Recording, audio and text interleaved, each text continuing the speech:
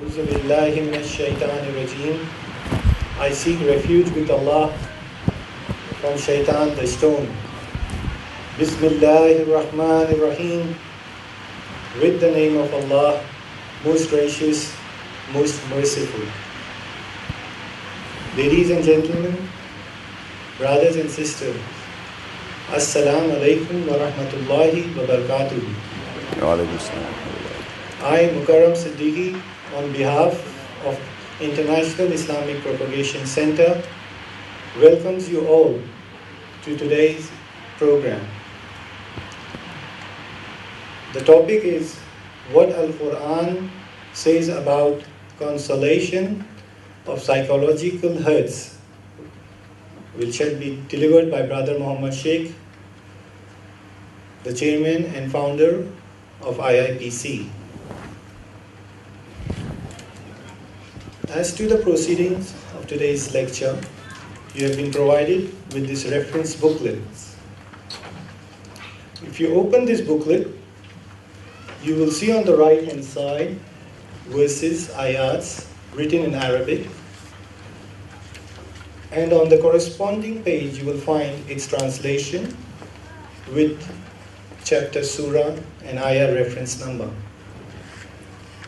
Brother Muhammad Sheikh will be elaborating on these ayats. You can follow the lecture in the order of the verses, ayats as listed in this booklet. In the course of the lecture, if a question comes to your mind, please write it down on the piece of paper which is attached to the back of the booklet. I will request you, please do not interrupt the speaker during the lecture. You will be given ample time at the end of the lecture to clarify any issues and ask your questions. I will explain more for the proceedings of question and answer session at the end of the lecture. I will now request Brother Muhammad Sheikh to come up and deliver his lecture on what Al-Quran says about consolation of psychological hurt. Brother Muhammad Sheikh.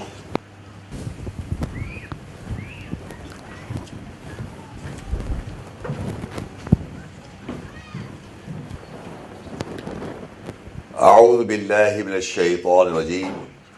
I seek refuge with Allah from the shaitan, the stone. Bismillahir Rahmanir Rahim. With the name of Allah, most gracious, most merciful. Assalamu alaikum wa rahmatullahi wa barakatuh. Peace and blessings of Allah to all of you. Ladies and gentlemen, welcome. The topic is what Al-Quran says about the consolation of the psychological hurts. But before I discuss the topic, I would like to inform you some of the meaning of the word sayyi'ah, which is an Arabic word sayyi'ah or sayyi'at, which is generally translated as hurts or badness. Sayyi'at or sayyi'at, hurtnesses or badness. This word, we are psychologically hurt or we do bad things, and how we got this consolation from Allah. First of all, Allah put us into trials, and He puts us into situations where we are directly hurted by Allah. Since we do not know the book of Allah, so those hurts we carry. And those hurts are due to the actions by Allah. So there are hurts by Allah to us. Then someone hurt us. This is the second hurt. And in vengeance, we are hurted and do bad things to the other person. Someone hurt us or do some bad things to us. We in return do badness or hurt the other person. Then also we carry hurtness or badness within us. Then there are our actions by ourselves, which are nothing to do with Allah or some person. We do it by our own selves because we do not have any guidance from the book. So there are various type of hurts. I've explained one is from Allah, one is from other people, and one we are doing for our own self, doing badness or hurts. When we are hurted, then we do certain act which is badness. And that is how we have to correct, how we'll do, Allah will explain how the consolation and everything. So I'll start off my lecture by explaining to you what is this nafs or a psychology, where we get hurt. The word nafs in Arabic means the psyche or the nafs, the soul or the self of a human being. And there's a word badan, means the body. And there's a word ruh, means the spirit. We are a combination of nafs and badan, meaning we have got the psyche and a human body. And within us there is the spirit or the essence, the ruh of Allah. The words described in the Quran, the essence of that message is within us, the essence of the message. And there is one more thing, and that's the devil, the shaitan, which comes in our minds in a thought form, which import thoughts to us. So we are being governed by our psyche, which we don't have knowledge of the book.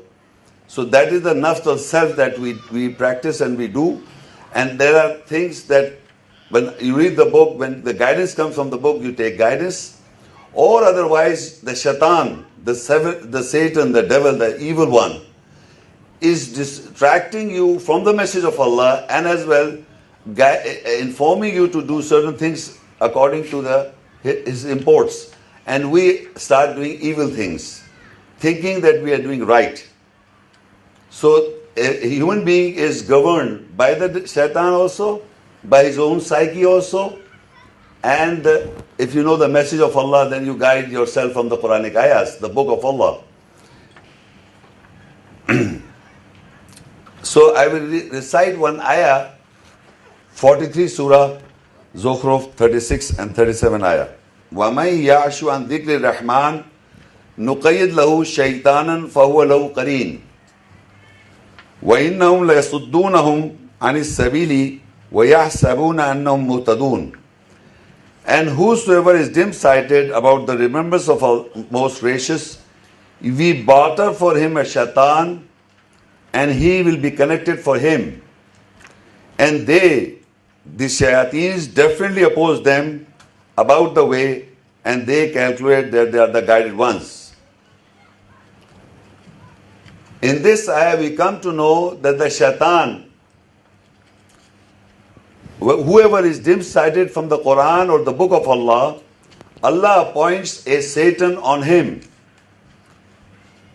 And this shaitan will be connected to us, and in the thought form, he starts giving us advices according to our vain desires. This is done by Allah. And whosoever is dim-sighted about the remembrance of Allah, the remembrance of Allah is the ayahs, the essence from the book of Allah. So if you do not know the Quran or the book of Allah, you are dim-sighted of the remembrance of Allah, we barter for him a shaitan. And this shaitan is connected to you, connected to every individual. And these shaitan definitely oppose about the way of Allah, and these people calculate themselves that they are the guided ones. This is how the first misguidance takes place, because since we do not know the book of Allah. So the shaitan is connected to every human being when he comes into the world. He is connecting us because we do not know the message of Allah, every human being of the world. Now, how he does it in our nafs and the psyche, another reference is Surah Qaf 50 and Ayah 16. وَلَقَدْ خَلَقْنَا الْإِنسَانَ وَنَعْلَمُ مَا تُوَسْوِسُ بِهِ نَفْسُهُ وَنَحْنُ أَقْرَبُ إِلَيْهِ مِنْ حَبْلٍ وَرِيدٍ. And without doubt, we have created mankind, and we know what his soul, self-psyche whispers with it. And we are nearer, closer towards him from his jugular vein. in the Quran when the shaitan whispers us, and then after that our nafs, the psyche, starts whispering us. Under the influence of the shaitan, then our psyche starts whispering us, and Allah says, we definitely know what the nafs, the psyche, whispers us in our thoughts. And Allah says that we are near to His jugular vein, so He understands how by the whispers we are misguided. Now first the shaitan import his thoughts, then when we are influenced by the shaitan, then we themselves, our nafs start whispering, or the self start whispering us in our mind. Without doubt, we have created mankind, and we know what his soul self whispers with it, and we are closer towards him from his jugular vein. And then another ayah is Surah Yusuf 12:53. وَمَا أُبَرِّئُ نَفْسِي إِنَّ النَّفْسَ لَأَمَّارَةٌ بِالسُّوءِ إِلَّا مَا رَحِمَ رَبِّي إِنَّ رَبِّي غَفُورٌ رَحِيمٌ. And I do not quit free from my soul self-psyche. Surely the soul self-psyche definitely orders with hurtness, badness, except on whom my Lord did mercy. Surely my Lord is forgiving, merciful. So in this ayah, Allah says that the nafs or the psyche, nafs ammara, orders with badness. When it gets influence of the shaitan, so the nafs by itself start ordering with badness. It is mentioned in the Quran as nafs ammara bisu. The nafs orders mankind with badness. When after the shaitan is connected to him, the nafs, the psyche itself start ordering us with badness. So Allah says, this ayah says, وَمَا أُبَرِّئُ نَفْسِي, I am not acquit free from my soul self-psyche. Surely the soul self-psyche definitely orders with badness, except on whom my Lord did mercy. Until unless Allah does not give us mercy, we are being ordered, our nafs or the psyche orders us with badness. In Surah Al-Qiyamah 75 verse 2, وَلَا أُقْسِمُ بِنَفْسِ اللَّوَّامَةِ, and no, I swear with the soul self-psyche blaming itself. Now lawwama, first the psyche orders with badness or hurtness, then it comes in the condition of lawwama, which means that it starts blaming. After the action is committed, it starts blaming to others or ourselves. By itself, it goes in the condition of blaming others or blaming its own self. That is lawwama condition. And after the guidance of the Quranic ayahs, you have to achieve Ya ayyuhatan nafsal mutma'inna, mean the satisfied soul psyche. So you must understand what I have read these verses. From these verses we conclude that after the shaitan is connected to us, then our nafs orders mankind with badness. And once we do bad things, then we go into the condition of lawwama, means that we start blaming, or remorse, or regrets. We are regretted, or remorse, or regret, we start blaming us or others people, and on us also. We have to achieve mutmainna. Nafsul mutmainna means satisfied soul of the self. And we can never attain that unless we govern ourselves by the ayahs or get educated from the ayahs to guide our lives. This is how we'll come to know. Now, how Allah puts us into trials. The hurtness from Allah. Al-Baqarah 2, ayah 155. وَلَنَبْلُوَنَّكُمْ بِشَيْءٍ مِّنَ الْخَوْفِ وَالْجُوعِ وَنَقْصٍ مِّنَ الْأَمْوَالِ وَالْأَنفُسِ وَالثَّمَرَاتِ وَبَشِّرِ الصَّابِرِينَ الَّذِينَ إِذَا أَصَابَتْهُمْ مُصِيبَةٌ قَالُوا إِنَّا لِلَّهِ وَإِنَّا إِلَيْهِ رَاجِعُونَ أُولَٰئِكَ عَلَيْهِمْ صَلَوَاتٌ مِّن رَّبِّهِمْ وَرَحْمَةٌ وَأُولَٰئِكَ هُمُ الْمُهْتَدُونَ. Surah Al-Baqarah 2, ayah 155 to 157. And definitely we'll test you, try you with something of fear and hunger and the loss from the wealth and the soul's self-psyche and the fruits, and give the good news to those who have patience, persevere. When to those calamity reaches them, they say, surely we are for Allah, and surely towards Him we will return. They are those on whom prayers and a mercy from their Lord, and they are those who are guided. Now this is the hardness or a trial, or we can say a test from Allah, whether you are a believer or whether you are not a believer, whoever you are. Allah says that we will definitely test you with something of fear. The fear of Allah is consciousness of Allah to put yourself right.